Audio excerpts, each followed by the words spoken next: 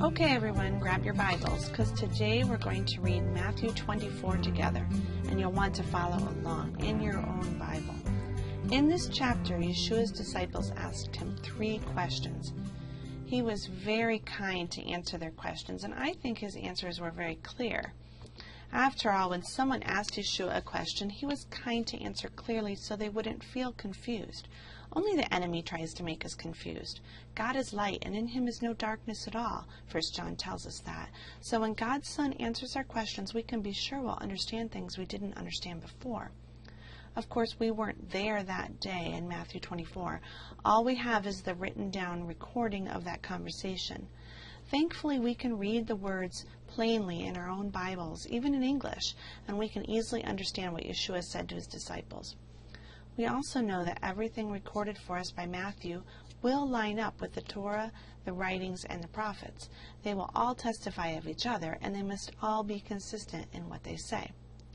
Of course, because Yeshua spoke to his disciples in their common language in that day, probably Hebrew or Aramaic, and then because his words were translated into Greek, the language of the Roman Empire, we need to check those original languages to see what they say. It's not hard. I'll show you how I do that today. Let's start out by reading Matthew 24, verses 1 and 2. And Yeshua went out and departed from the temple, and his disciples came to him for to show him the buildings of the temple. And Yeshua said unto them, See ye not all these things? Verily I say unto you, there shall not be left here one stone upon another that shall not be thrown down. So Yeshua is walking away from the temple when his disciples call his attention to the buildings of the temple grounds. Do you see all these things? He asks. He then makes a very bold prediction. There shall not be left here one stone upon another that shall not be thrown down. He was referring to the stones of the temple. They were huge, and the temple was the pride of the nation of Israel. There was no event more unlikely than the walls of the temple being thrown down, so we see that the context of this entire passage is the destruction of the temple. So they walk a little while till they get to the Mount of Olives, which was a favorite place for them, and then the disciples speak to Yeshua privately. They asked him 3 questions. Number 1, when shall these things be? Number 2, what shall be the sign of thy coming?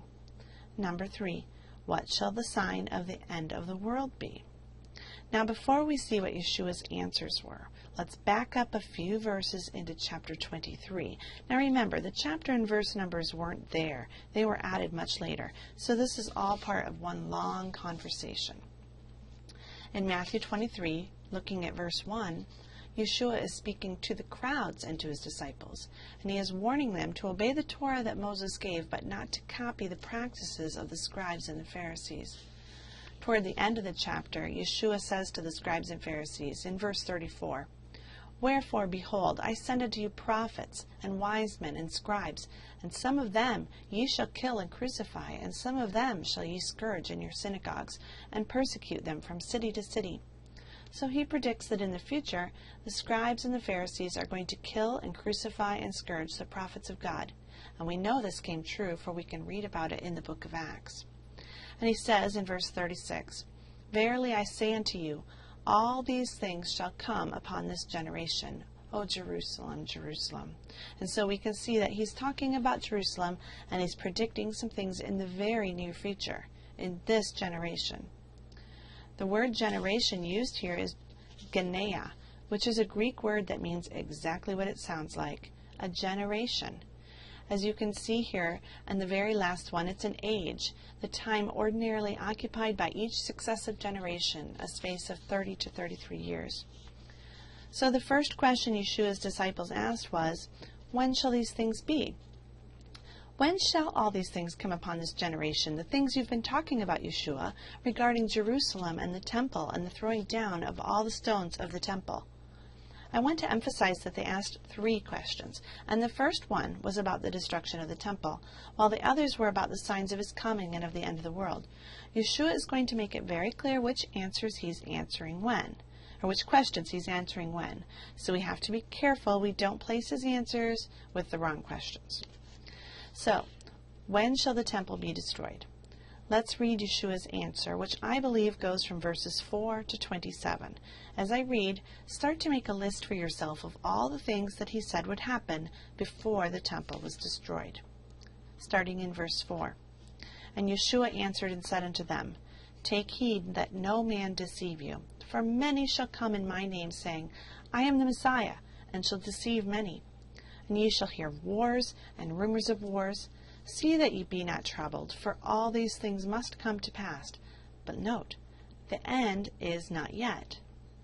Verse 7, For nation shall rise against nation, and kingdom against kingdoms, and there shall be famines, and pestilences, and earthquakes, in divers or various places. Note that the word earthquake here could be literal earthquakes, for that's how the translators took this word from Greek into English. But the Greek word is seismos, and it means a commotion, a shaking, and a tempest.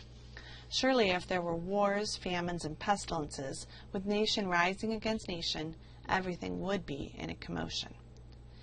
Albert Barnes, in his Notes on the Bible, writes, It is recorded in the history of Rome that violent agitations prevailed in the Roman Empire previous to the destruction of Jerusalem. 4 emperors, Nero, Galba, Otho, and Vitellius, all suffered violent deaths in the short space of 18 months. Because of these changes in the government, there were commotions throughout the empire. Parties were formed, and bloody and violent wars were the consequence of these. This is most remarkable, especially if we think about the fact that at the time this prophecy was made, the empire was in a state of peace.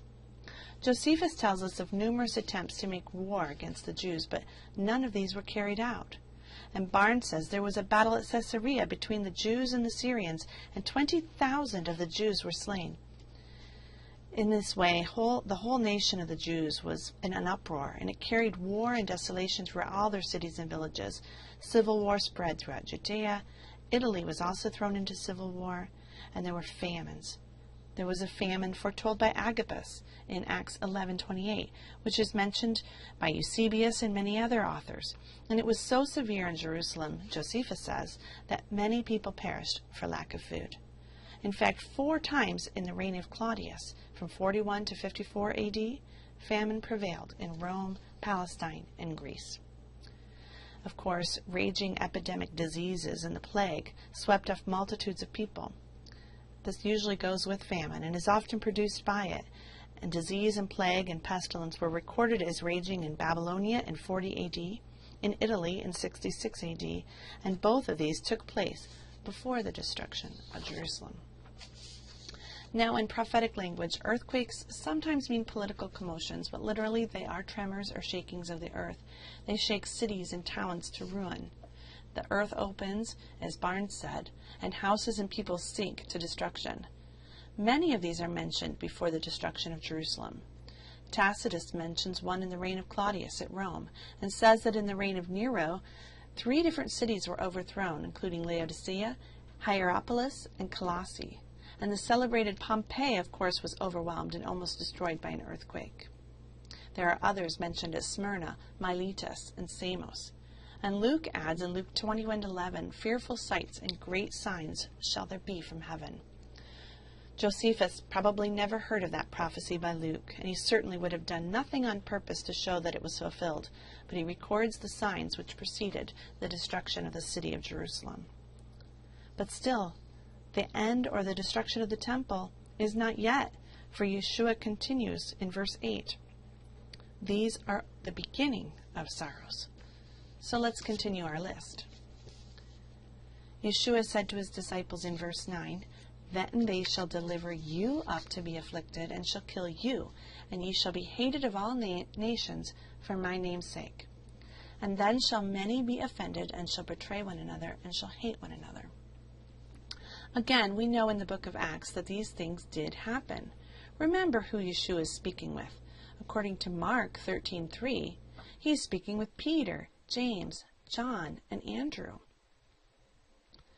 It was his own disciples who were hated for Yeshua's namesake, and they were certainly delivered up to be afflicted. As Yeshua said to the scribes and Pharisees back in Matthew 23:34, these prophets, wise men, and scribes would be persecuted and pursued from town to town. All this was coming upon this generation, the generation of the disciples. And Yeshua continued in verse 11 of Matthew 24.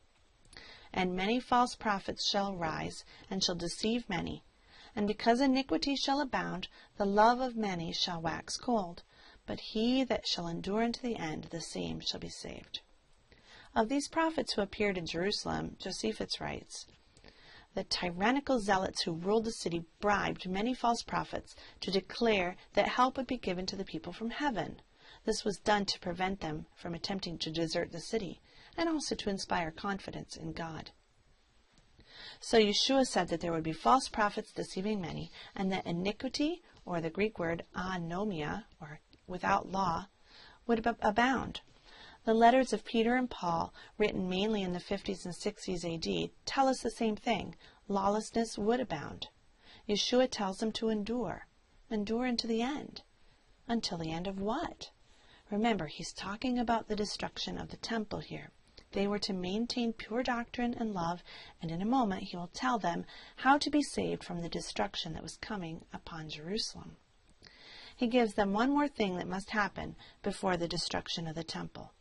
Look at verse 14. And this gospel of the kingdom shall be preached in all the world for a witness unto all nations, and then shall the end come. We know that the temple was destroyed in 70 AD. Is it really possible that the gospel of the kingdom was preached in all the world for a witness to all nations before that end came? Now note that the verses don't say that all people in the world heard the gospel. It says that there was a witness for all nations. We read in Genesis 10 that there are 70 nations of the world other than Israel, God's own chosen people. The apostles' writings tell us that the gospel did indeed go forth. It began on the feast of Shavuot, only 7 weeks after this conversation with Yeshua took place. You might know it as Pentecost. We read in Acts chapter 2, when the day of Pentecost, or Shavuot, came, they were all together in one place. Suddenly a sound like the blowing of a violent wind came from heaven and filled the whole house where they were sitting. They saw what seemed to be tongues of fire that separated and came to rest on each of them, and all of them were filled with the Holy Spirit and began to speak in other languages as the Spirit enabled them. Now there were staying in Jerusalem God-fearing Jews from every nation under heaven. Did you hear that? And when they heard the sound, a crowd came together in bewilderment, because each one heard them speaking in his own language. Utterly amazed, they asked, Are not all these men who are speaking Galileans?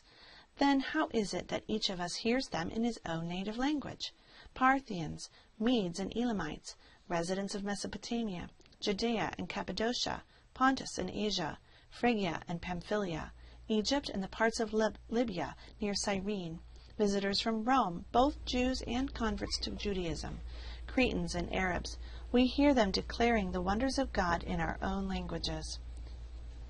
In the book of Romans, most likely written between 56 and 58 AD, Paul tells of the spread of the gospel.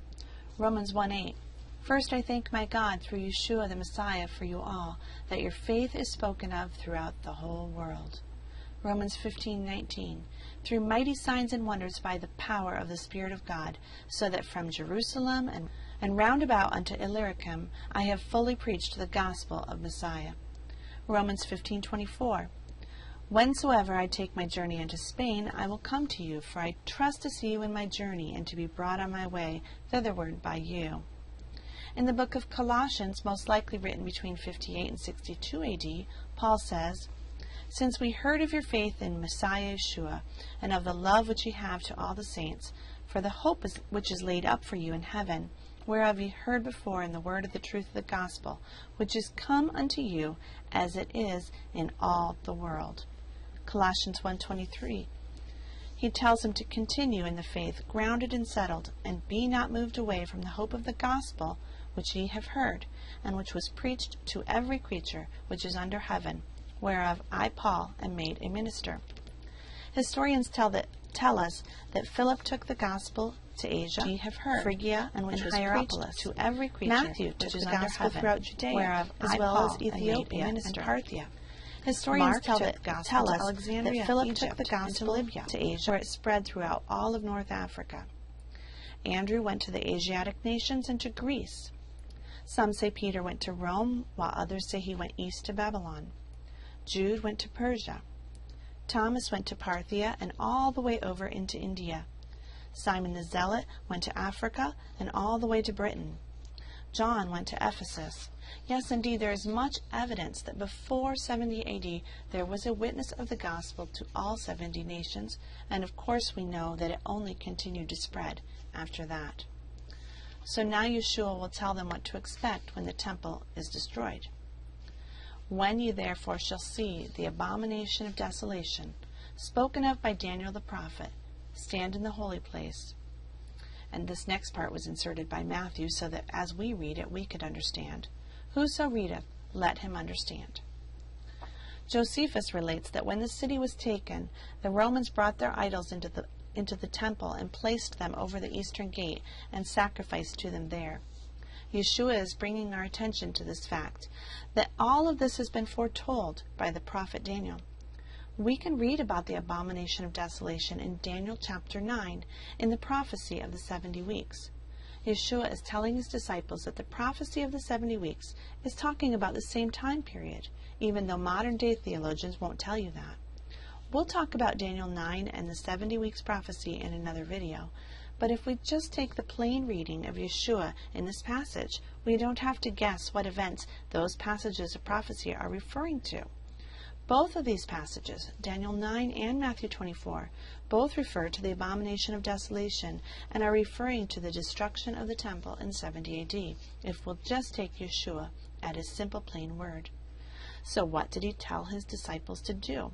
He says, when you see, therefore, the abomination of desolation, and remember, the ye in this verse is not speaking to us in 2015.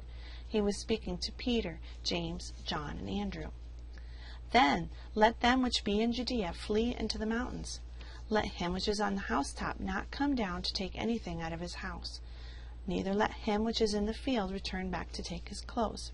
And woe unto them that are with child, and to them which give suck in those days. But pray ye that your flight be not in the winter, neither on the Sabbath day. Of course, Yeshua references the Sabbath day, because the followers of Yeshua in these first few decades were still careful to obey the Torah, meeting together each Sabbath day in synagogues as long as they were able, and then after they were cast out of the synagogues, they met in homes and other public meeting places. They were to pray that this did not happen on the Sabbath day, because they would not be able to flee the destruction as easily on that day. Eusebius tells us these directions were followed. It is said that the Christians, warned by these predictions, fled from Jerusalem to Pella and to other places beyond the Jordan River, so that there is no evidence that a single Christian perished in Jerusalem. And now Yeshua calls this terrible time of destruction the Great Tribulation. Verse 21, for then there shall be great tribulation, such as was not since the beginning of the world to this time, no, nor ever shall be. And except those days should be shortened, there should no flesh be saved. But for the elect's sake, those days shall be shortened. The word tribulation here is thlipsis, or pressure. It is oppression, affliction, distress, and being in straits, and it comes from the word thlebo, which means to press like grapes. Luke 21:24 tells us more about this terrible time of tribulation. They shall fall by the edge of the sword, and shall be led away captive into all nations, and Jerusalem shall be trodden down of the Gentiles, until the times of the Gentiles shall be fulfilled. Barnes writes, the first thing mentioned by Luke is that they should fall by the edge of the sword, and that is, they would be slain in war, as the sword was principally used in war. This was most strikingly fulfilled. Josephus, describing it, uses almost the same words as Yeshua. All the calamities, he says, which had befallen any nation from the beginning of the world were but small in comparison of those of the Jews. He also gave an account of one part of the massacre when the city was taken. He writes, and now, rushing into the city, they slew whomsoever they found, without distinction, and burned the houses and all the people who had fled into them. And when they entered for the sake of plunder, they found whole families of dead people, and houses full of carcasses destroyed by famine. Then they came out with their hands empty. And though they thus pitied the dead, they did not have the same emotion for the living, but killed all they met, whereby they filled the lanes with dead bodies. The whole city ran with blood, insomuch that many things which were burning were extinguished by the blood. Josephus adds that in the siege of Jerusalem, not fewer than 1.1 million people perished. And in fact, in the adjacent provinces, no fewer than 250,000 are reckoned to have been slain, making in all those deaths that were counted to be over 1,350,000 who died. Now, not all of these were killed with the sword. Many were crucified. Many hundreds, says Josephus, were first whipped and then tormented with all kinds of tortures, and finally crucified. And the Roman soldiers nailed them out of wrath and hatred that they bore to the Jews, until the multitude was so great that there was no room for all the crosses and no crosses for all the bodies. If it was asked how it was possible for so many people to die in a single city, it is to be remembered that the siege of Jerusalem was during the time of Passover, when all the men of the Jewish nation were required to be there, and it is estimated that more than 3 million men were there, not counting their families. A horrible instance of the distress of Jerusalem was related by Josephus. The famine during the siege was so great that they ate what the lowest of animals would refuse to touch. One woman, having been plundered by soldiers, in hunger, rage, and despair, killed and roasted her own baby, and had eaten one half of it before she was discovered. This cruel and dreadful act is a fulfillment of prophecy in Deuteronomy 28:53 and Deuteronomy 28:56 and 57. Luke says that they will be led away captive into all nations. That's Luke 21:24. Josephus informs us that the captives taken during the war amounted to 97,000. The young men were reserved for the triumph. The rest were distributed throughout the Roman provinces to be destroyed by wild beasts in the theaters. Many were sent to slave works in Egypt, especially those under the age of 17. Indeed, Yeshua told his disciples, "Except those days should be shortened, no flesh should be saved. But for the elect's sake, those days shall be shortened." But for the elect's sake, those days shall be shortened. Yeshua said, "If any man shall say unto you, Look, here is the Messiah, or there, believe it not. For there shall arise false messiahs and false prophets, and they shall show great signs and wonders, insomuch that, if it were possible, they would deceive the very elect." Barnes writes, "The Jews expected the Messiah to deliver them from the Romans. In the time of these great calamities, they would anxiously look for Messiah. Many would come forward claiming to be the Messiah, and many would follow those who set up that claim. Many would rejoice to believe that Messiah had come and would call on others, Christians with the rest, to follow them. But they were to believe it not. They were to remember that they had evidence that the Messiah had come, that he had died and had risen again, and they were not to be deceived by the pretendings of others." Yeshua said in verse 25, "Behold, I have told you before. Therefore, if they shall say unto you, Behold, he is in the desert, go not forth. Behold, he is in the secret chambers, believe it not. For as the lightning comes out of the east and shines even unto the west, so also shall the coming of the Son of Man be. For wheresoever the carcass is, there will the eagles be gathered together." In other words, as these proverbs state, it will be very obvious. And it was. At the time this was spoken, no event was more unlikely than this. The temple was vast, rich, and splendid, and it was the pride of the Jewish nation, and the nation was at peace. Yet in the short space of 40 years, all of this was accomplished exactly as Yeshua said. Jerusalem was taken by the Roman armies under the command of Titus in AD 70. The account of the siege and destruction of the city is left to us by Josephus. He was a historian of undoubted truth, and after the city was taken, Josephus says that Titus gave orders that they should demolish the whole city and temple. But for the rest of the city, it was laid completely bare to the ground by those who dug it up from the foundation, and there was nothing left to make them believe that it had ever been inhabited. Maimonides, a Jewish writer, who also recorded that an officer in the army of Titus took a plowshare and tore up the foundations of the temple. And this fulfilled the prophecy of Micah 3:12, Zion shall be plowed as a field. This was all done by the direction of God. Titus was desiring of preserving the temple. Titus wanted to see the temple preserved, and he frequently sent Josephus to the Jews to ask them to surrender and save the temple and city. But the prediction of Yeshua had gone forth, and no matter what the Roman general wished, the temple was to be destroyed. The Jews themselves set fire to the temple. Some others say it was the Roman soldiers who, without any command, threw a burning firebrand up into the windows of the temple, and soon the temple was in flames. Titus gave orders to extinguish the fire, but amid all the noise, none of the orders were obeyed. The soldiers pressed into the temple, and no matter what happened, fear or begging or whips could restrain them. Their hatred of the Jews urged them on to finish the work of destruction, and Josephus says, the temple was burned against the will of Caesar. The worst part of the siege, which lasted a little over a year and resulted in the destruction of the city, even to the removing of the walls, resulted also in the systematic removal of the temple, stone by stone. This was because the gold which adorned the interior of the temple was melted by the fire, and it had run between the joints of the stones. The Roman armies, according to Josephus, dismantled the temple to retrieve the gold. There may be more remains of these stones, but all that we know of to this date is one stone that has been positively identified as coming from the temple, and that is being held in the Rockefeller Museum in Jerusalem. It appears that Yeshua is correct. There are not two stones remaining that could be placed one on top of another. So Yeshua has answered when these things will be. Did he yet answer what would be the sign of his coming? Let's take a look at this word that our English Bibles translate as coming.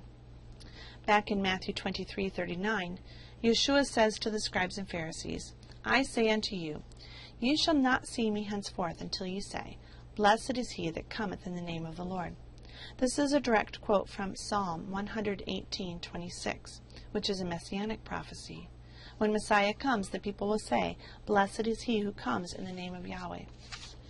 In Matthew 23:39, the Greek word for cometh is erchomai, which means to come and go, or to arrive and return, or to show oneself, or to be established, or to be known. Yeshua is saying that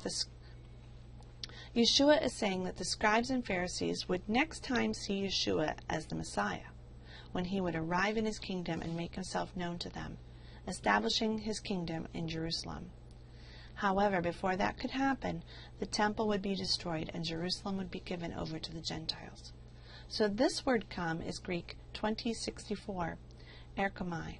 This same word appears again several times. Let's look at them. In my Bible, I have circled each one and labeled it as 2064, erchomai. Look in verse 30. They shall see the Son of Man coming, erchomai, in the clouds of heaven with power and great glory. 25:31. When the Son of Man shall come, 2064, erchomai, when he shall come in his glory and all the holy angels with him, he shall sit upon the throne of his glory. However, there is another Greek word used in this passage. But the translators used the word come in English for both of them. Keep in mind that the disciples sitting with Yeshua would have heard two different words, not one word for come like we have in our Bibles. We hear it the first time in Matthew 24:3, in the question that they asked, What shall be the sign of thy coming? This Greek word is parousia, 39:52, and it means presence or arrival. It's an official visit, where someone enters into a situation. It usually denotes arriving with speed, like an attack. It's not at all the same thing as arriving to establish your kingdom. The prophet Joel describes this type of coming in Joel 2, verse 1. Blow ye the trumpet in Zion, and sound an alarm in my holy mountain. Let all the inhabitants of the land tremble, for the day of Yahweh comes. It is nigh at hand. A day of darkness and of gloominess, a day of clouds and of thick darkness, as the morning spread upon the mountains. A great people and a strong, there hath not been ever the like, neither shall be any more after it, even to the years of many generations. A fire devoureth before them, and behind them a flame burneth. The land is as the Garden of Eden before them, and behind them a desolate wilderness. Yea, and nothing shall escape them. The appearance of them is as the appearance of horses, and as horsemen so shall they run. Like the noise of chariots on the tops of mountains shall they leap, like the noise of a flame of fire that devoureth the stubble, as a strong people set in battle array. Before their face the people shall be much pained. All faces shall gather blackness. They shall run like mighty men. They shall climb the wall like men of war. And they shall march every one on his ways, and they shall not break their ranks.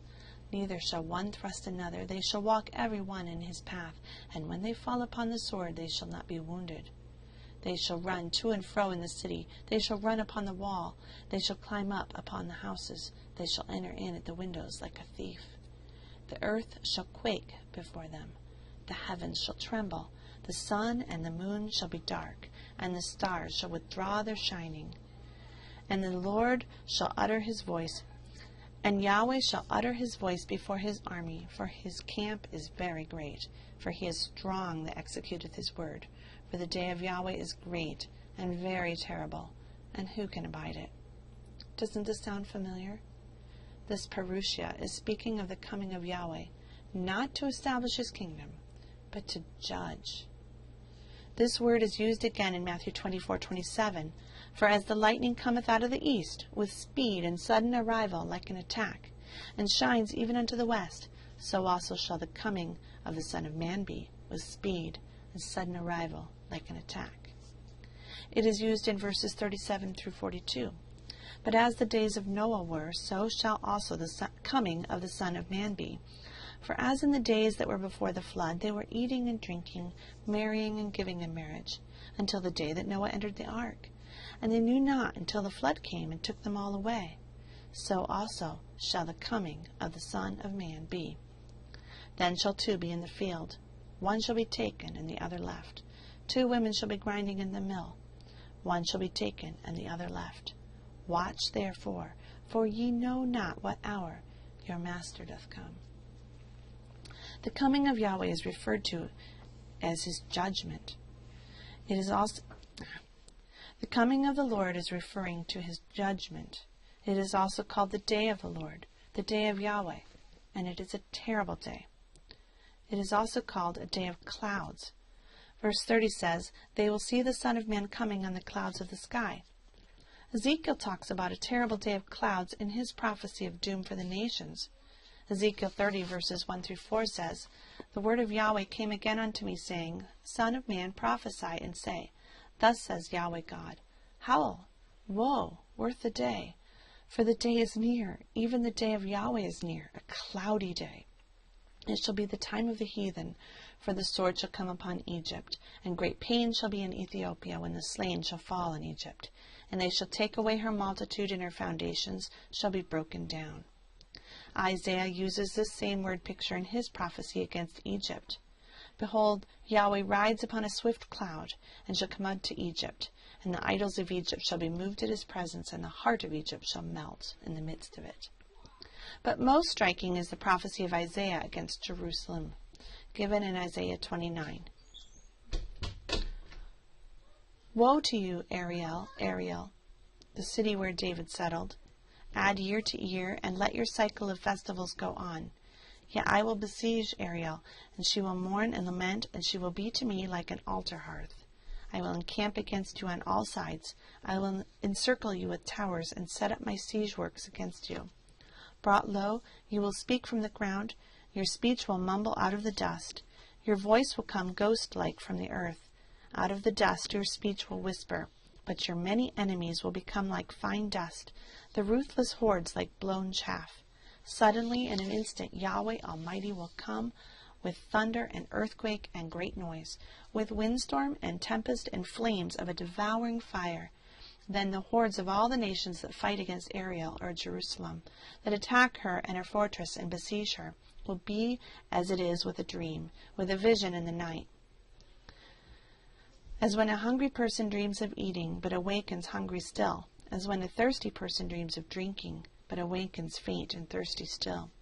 So will it be with the hordes of all the nations that fight against Mount Zion. Luke explains very clearly, without any possible argument, that the coming of Yahweh is not his future coming to set up his kingdom, but rather was his coming in judgment against Jerusalem, clearly fulfilled in 70 A.D. Luke writes,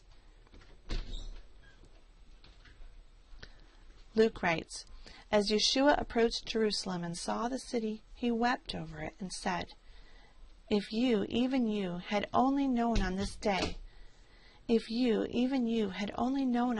what would bring you peace, but now it is hidden from your eyes. The days will come upon you when your enemies will build an embankment against you, and encircle you, and hem you in on every side. They will dash you to the ground, you and the children within your walls. They will not leave one stone on another. Why? Because you did not recognize the time of God's coming to you. So Yeshua has answered two of their questions. He has told them when the temple would be destroyed and the signs of his coming in judgment on Jerusalem, although you see that he gives more signs through the rest of the chapter. There is only one question left, and that is, what will be the sign of your coming and of the end of the world? The King James Version translates this as the end of the world, but the Greek word is aion, not cosmos. The Greek word is aion, not cosmos, which is the Greek word normally translated as world. The word aion means an age or a period of time.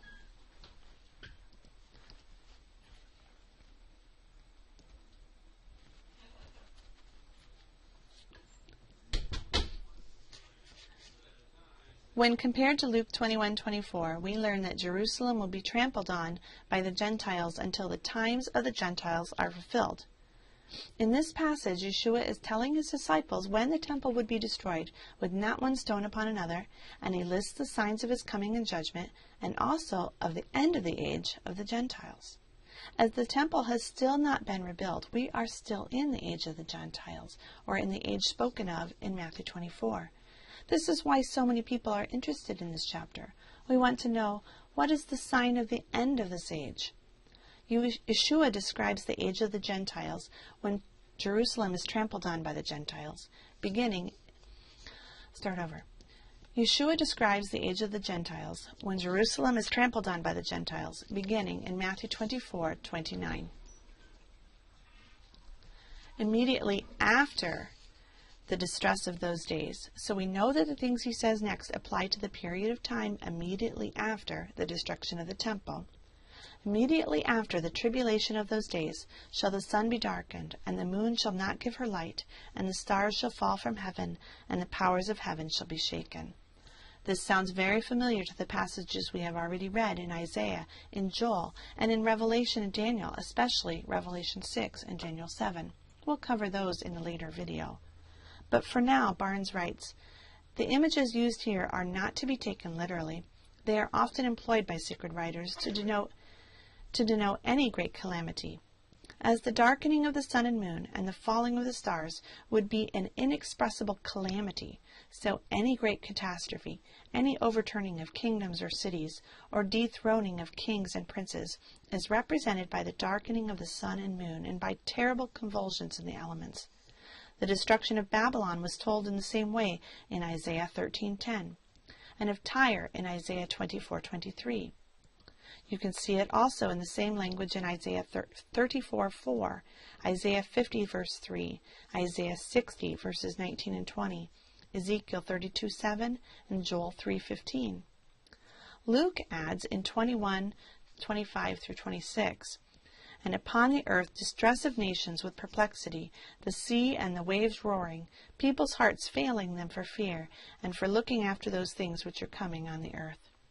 All these are figures of great and terrible calamities, Barnes says. The roaring of the waves of the sea denotes great tumult and affliction among the people. Perplexity means doubt and anxiety, not knowing what to do to escape. Men's hearts shall fail them for fear, or because of their fear, and their fears will be so great as to take away their courage and strength.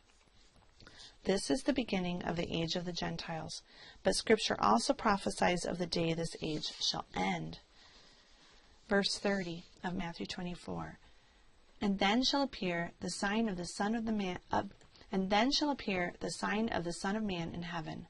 And then shall all the tribes of the earth mourn, and they shall see the Son of Man coming in the clouds of heaven with power and great glory. And he shall send his angels with a great sound of a trumpet, and they shall gather together his elect from the four winds, from one end of heaven to the other. From Matthew 24:32 all the way through the end of chapter 25, Yeshua gives various signs and parables to help his disciples discern the times.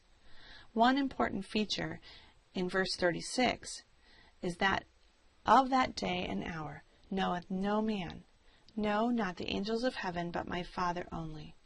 We might be able to discern the season, but we will not know the exact moment when his shofar will sound and he will gather his elect from the four winds of the earth. So Yeshua tells his disciples, Now learn a parable of the fig tree. When his branch is yet tender and putteth forth leaves, ye know that summer is nigh. Throughout this chapter, Yeshua has been giving signs that his disciples could use to discern the season and escape disaster at the fall of Jerusalem, which we know that they did indeed do. He said, When you shall see all these things, know that it is near. It is engus, the Greek word is. It is imminent. It is even at the door.